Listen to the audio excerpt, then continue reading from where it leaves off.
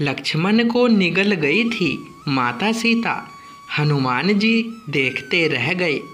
मर्यादा पुरुषोत्तम श्री राम रावण का वध करके जब अयोध्या वापस लौटे तो जश्न की तैयारियां होने लगी। प्रजा अपने राजा का बेसब्री से इंतजार कर रही थी। पूरे शहर को दुल्हन की तरह सजाया जा रहा था और उत्सव मनाया जा रहा था। तभी सीता मैया को याद आया कि उन्होंने प्रभु श्री राम के साथ वनवास जाने से पहले वादा किया था कि वह अगर अपने पति और देवर के साथ सकुशल वापस लौटी तो अयोध्या पहुंचकर सरयू माँ की विधिवत पूजा करेगी। यह सोचकर सीता जी लक्ष्मण के साथ सरयू जी के तट पर पूजा करने गई। सीता जी ने पूजा के लिए लक्ष्मण से जल लाने को कहा तो लक्ष्मण जी जल लाने के लिए घड़ा लेकर सरयू नदी में उतर गए।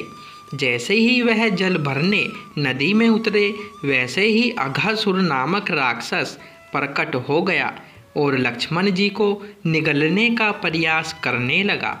माता सीता ने समय व्यर्थ किए बिना सूझबूझ दिखाते हुए राक्षस के निगलने से पहले लक्ष्मण को स्वयं ही निगल लिया और उनकी जान बचाई।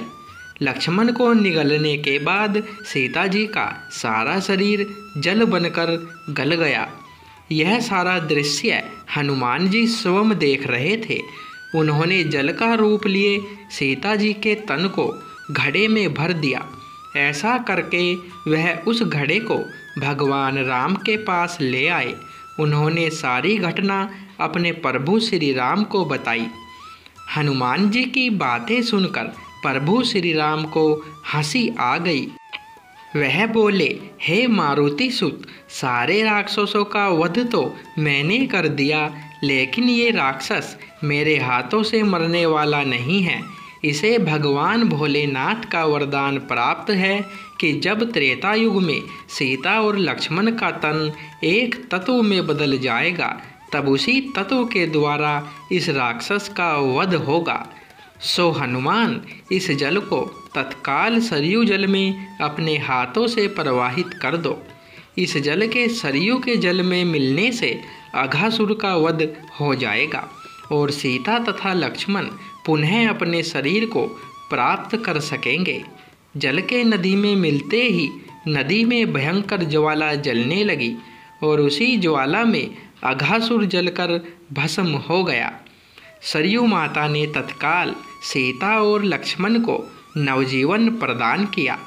हालांकि अघासुर का जिक्र कहीं भी रामायण में नहीं है, लेकिन यह घटना लोक कथा पर आधारित है। वैसे विष्णु पुराण में अघासुर का जिक्र आया है, जिसका वध भगवान श्री कृष्ण ने किया था। प्यारे दोस्तों, जानकारी पसंद आई हो तो वीडियो को लाइक, शेयर और चैनल को सब्सक्राइब करें। धन्यवाद दोस्तों।